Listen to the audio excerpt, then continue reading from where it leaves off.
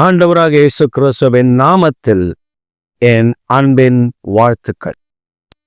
இந்த காலை தியானத்தில் உங்களை சந்திப்பதில் நான் மகிழ்ச்சி அடைகிறேன்.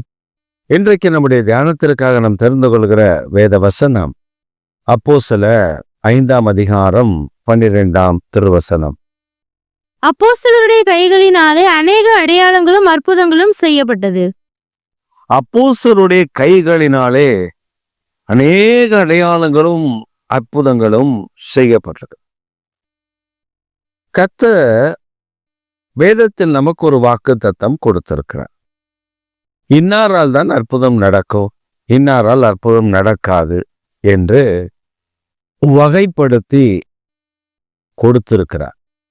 யாரால் அற்புதம் நடக்கும் அப்படின்னா, தேவனுடைய நாமத்தை இயேசு கிறிஸ்து மரித்தார், உயிரோடு கூட எழும்பினார், என் பாவத்திற்காக அவர் இரத்தம் சிந்தினார், அவருடைய இரத்தத்தினாலே நான் என்னுடைய பாவங்கள் மன்னிக்கப்படுகிறது, நான் பரிசுத்தமாக்கப்படுகிறேன் என்று விசுவாசித்தால். நல்ல கவனிங்க, விசுவாசித்தால். எந்த மனிதன் விசுவாசித்தாலும், அது ஊழியக்காரனாக இருந்தாலும் சரி, அது விசுவாசியா இருந்தாலும் சரி, அது புதிய மனிதனா இருந்தாலும் சரி, இயேசுதான் இரட்சகர், இயேசுதான் எனக்காக மரித்தார், இரத்தம் சிந்தினார் என்று விசுவாசித்தால் அவனை கொண்டு கர்த்தர் அற்புதம் செய்வார். யாருக்குள்ள அற்புதம் செய்ய முடியாது? 40 வருஷம் விசுவாசி, 50 வருஷம் விசுவாசி, 30 வருஷம் விசுவாசி, பாயை தேய்ச்சி சேரை தேய்ச்சி அதெல்லாம் கிழிச்சு போட்ட விசுவாசிகளாக இருக்கலாம். ஆனால் ஆண்டவரை பற்றின விசுவாசம் இருக்காது. தங்களை விசுவாசிகள் என்று சொல்லிக் கொள்வார்கள், but they are not believing our God Jesus Christ. He can do miracles in our life. தேவனாகிய கர்த்தர் இயேசு கிறிஸ்து நம்முடைய வாழ்க்கையில் அற்புதம் அடையாளம் செய்ய முடியும் என்று விசுவாசிக்காத அவிசுவாசிகள். நீங்க எப்படி இதை சொல்ல முடியும் அப்படின்னு நீங்க கேக்குறீங்களா? பைபிள்ல இருக்கு. மத்தேயு எழுதின சுவிசேஷத்துல 10ஆம் அதிகாரத்துல 1ஆம் வசனத்துல வாசிக்கும் பொழுது, இயேசு தம்முடைய 12 சீஷர்களை தம்மிடத்துல வரவழைத்து சகலவித பிசாசுகளை துரத்தவும் வியாதிகளை சுகமாக்கவும் அவர்களுக்கு அதிகாரம் கொடுத்து, பிசாசுகளை துரத்தவும் வியாதிகளை குணமாக்கும் அவர்களை அனுப்பினார். He sent his disciple, he called his disciple and gave power to overcome the demons, all kinds of demons. Not only the demons, and also he had authority. He gave that authority to the disciples to heal all kind of disease. This is what God gave authority to the disciples. But the disciples went to the villages. Jesus sent them as pair, two disciples to one village, each village two disciples. They came and gave witness that they had seen, they had done mighty thing in the name of Jesus Christ through the power that he given to him. But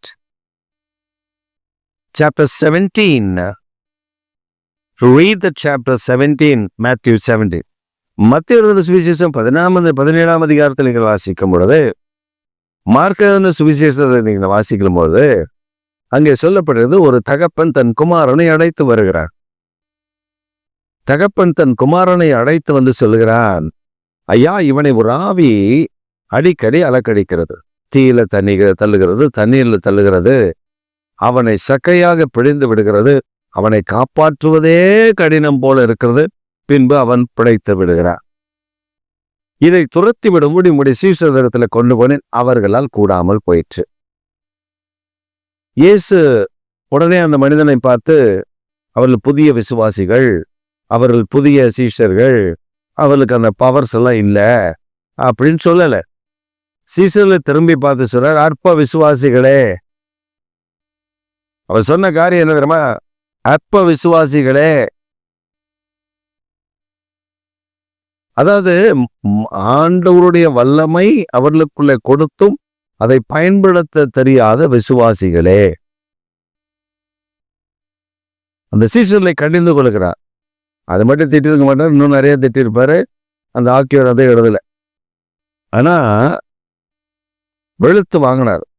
வாங்கிட்டு சொன்னார், அவனை என்கிட்ட கொண்டு வாங்க. நான் கை வச்சு ஜெபம் பண்ணி அது போனதுக்கப்புறம் நம்ம ஆளுங்க நைஸாக போய் இயேசுகிட்ட பொறுமையாக கேட்குறானுங்க, இயேசுவே ரபி, எங்களால் ஏன் அதை துரத்தி விட முடியல?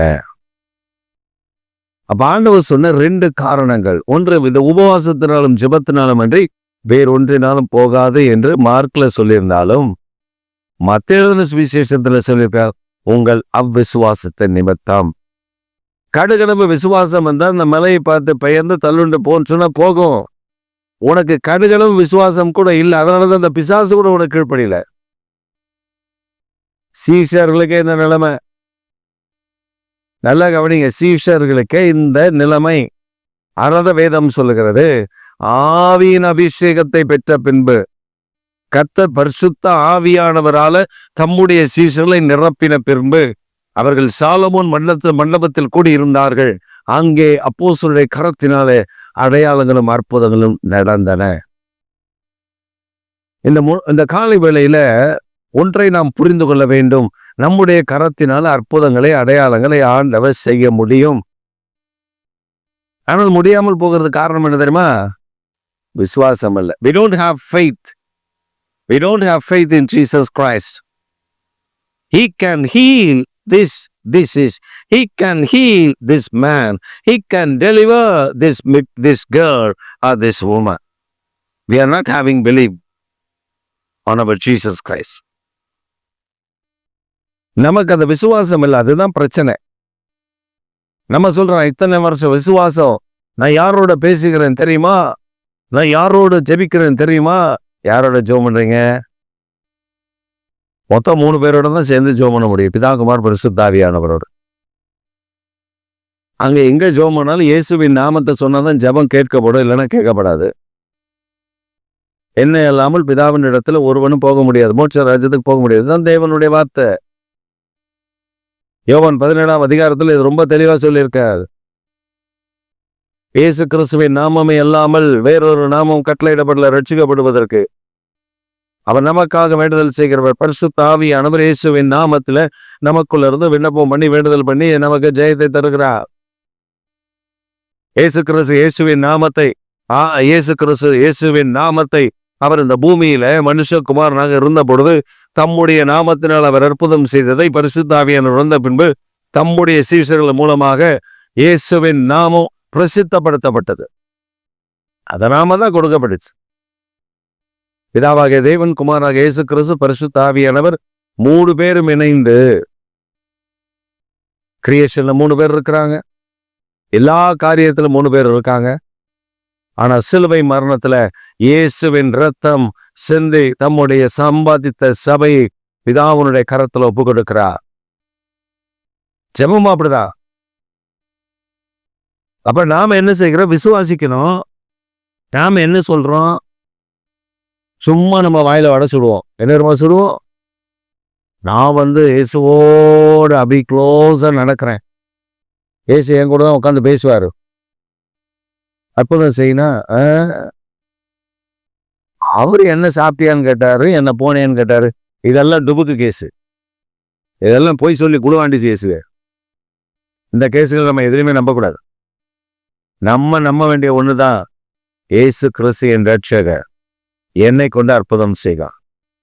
நீங்க பாருங்க, வாயில வடை சொல்ற ஆட்கள் எல்லாம் பாருங்க, பொய்ய சொல்லிட்டு தெரியுமா? அற்புதம் செய்ய எவனாவது ஒரு 2-3 பேர் பொய்யா கொண்டு வந்து நிறுத்துவான்.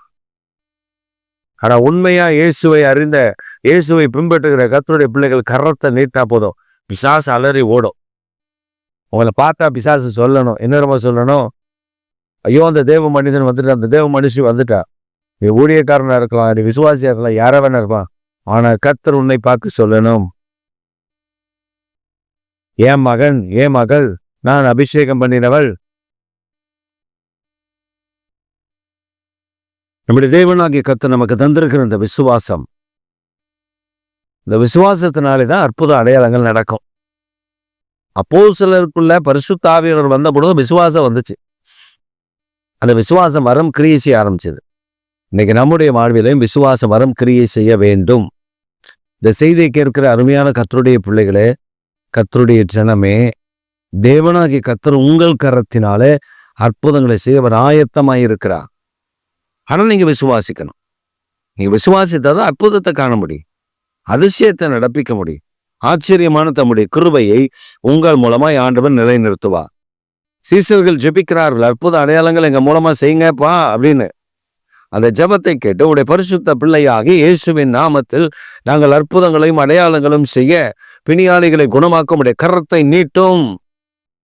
அவர் ஜெபத்தை கேட்டா பாருங்க, சாலமோன் மண்டபத்துல நிக்க வச்சு, அவங்க சாலமோன் மண்டபத்துல எல்லாரும் கூடி வந்த பொழுது அங்கே கர்த்தருடைய வல்லமை வெளிப்பட்டது.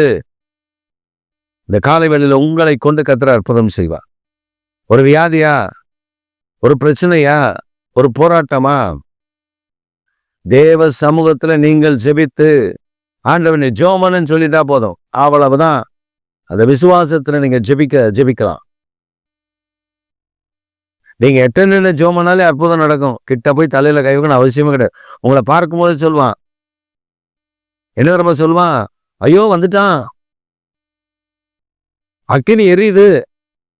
கர்த்தர் நம்ம பார்த்து சொல்லுவாரு, என் பிள்ளை நான் அனுப்பியிருக்கேன், அக்கினி தான் எரியும், வேற என்ன. கர்த்தர் உங்களை கொண்டு பலத்த கிரிகளை செய்வார். இப்படி பல சம்பவங்கள், பல காரியங்களை நான் உதாரணமாய் சொல்ல முடியும். ஆவியானவரால கூடாத காரியம் ஒன்றுமில்லை. நீங்க ஒரு வீட்டுக்குள்ள என்ட்ராகும் பொழுது, நீங்க ரோட்ல நடக்கும் பொழுதே ஒரு அக்கினி புறப்படுகிறதை காண முடியும். நான் பார்த்திருக்கேன், பல இடங்கள்ல பார்த்திருக்கேன். என்னை கிராஸ் பண்ணி ஒரு மனிதன் போக முடியாது. சில வேளைகளில் நவாசம் பண்ணி பண்ணிட்டு ரோட்ல நடந்து போனா ஒரு மனிதன் என்னை கிராஸ் பண்ண முடியாது என்பதை நான் கவனித்திருக்கிறேன். விசாசப்பட்டு அதை கிராஸ் பண்ணவே முடியாது, தூக்கி வீசப்படுவான். அப்படி வீசப்பட்ட சாட்சிகள் நிறைய இருக்கு. அதனால கர்த்தர் நம்முடைய வாழ்வில் ஒரு அனாயிட்டிங், ஒரு அபிஷேகத்தை நமக்குள்ள வைத்திருக்கிறார். இது எனக்கு மட்டும் இல்லை, உங்களுக்கும் உண்டு. அப்போஸ்தலர் கரங்களினால் அற்புதங்கள் நடந்தது போல உங்கள் கரங்களினாலும் அற்புதம் நடக்கும். இது இன்னாருக்கு தான் அற்புதம் நடக்கும், இன்னாருக்கு நடக்காது என்பதாக வேதம் நமக்கு பார்ஷியாலிட்டி காட்டவில்லை, வேறு பிரித்து காட்டவில்லை. விசுவாசி தான் நடக்கும். 50 வருஷம் ஆகி, 30 வருஷம் ஆகி, 40 வருஷம் ஆகியும், 20 வருஷம் ஆகி நீ ஆண்டவரை விசுவாசிக்கலாம், ஒன்றும் நடக்காது. அங்க பிசாசு ஆடுதுன்னா இங்க அப்படியே பம்மல் போட்டு அப்படியே சைட்ல ஜகா வாங்கி வெளியில ஓடி போடுறது சில ஆட்கள் நான் பார்த்துருக்கேன். எஸ்கே போய் போயிடும், வீட்டுக்கு போய் சேர்ந்துடும் அதை பிசாசு ஆடுறதை பார்த்துட்டு. அப்புறம் இதெல்லாம் என்ன விசுவாசி? நிக்கணும், ஜெபிக்கணும். ஒருங்க ஜபம் இல்லை, ஒரே டிவியா பார்த்துட்டு இருந்தா அப்புறம் ஆவியானவர் எங்க கிரியை செய்வாரு? ஒரே சீரியல், ஒரே அந்த படம், இந்த படம், அந்த பாட்டு, இந்த பாட்டு, அதான் வரும். கர்த்தர் கிரியை செய்வாரு. அதனால தான் சில பயந்து ஓடுறது நான் பார்த்துருக்கேன். சில நேரத்தில் நம்ம போய் சில ஜெபத்துக்குள்ளே போகும்போது அங்கே பிசாசு ஆரம்பிச்சோடனே அங்கே பார்த்தீங்கன்னு வச்சுக்கோங்க, எல்லாம் பிச்சுக்கிட்டு வந்து நமக்கு பின்னாடி அப்படியே ஒளிஞ்சிட்டு நிற்கும் லைனா. என்னன்னு கேட்டால் பயமா இருக்கு. ஃபர்ஸ்ட் நான் சொல்லுவேன், என்ன பயம்? ரட்சிக்கப்பட்டிருக்கியா? அபிஷேகம் பெற்றிருக்கியா? அப்புறம் ஏன் உனக்கு பயம்? ஜபான் இல்லை, பாவ வாழ்க்கை. பயம் வரத்தானே செய்யும். நீ பரிசுத்தமாய் தேவனை விசுவாசித்து காரியங்களை நடப்பீங்க. ஏன்னா இனி காலம் செல்லாது. இந்த காலம் உங்களுடைய கரத்தினால பெரிய பெரிய காரியங்களை, கிரிகளை நடப்பிக்கிற காலம். அதனால ஆவியானவர்களுக்கு தந்திருக்கிற அந்த அபிஷேகத்தை நீங்க பயன்படுத்தணும். நீங்களும் நானும் பயன்படுத்தக்கூடிய காலம் இது. தைரியமாய் பேசி ஜெபம் பண்ணுங்க, விசுவாசத்தோடு, பரிசுத்தத்தோடு, கிருபையில நிரம்பி ஜெபம் பண்ணுங்க, அற்புதத்தை காண்பீர்கள். ஆமென், ஆமென்.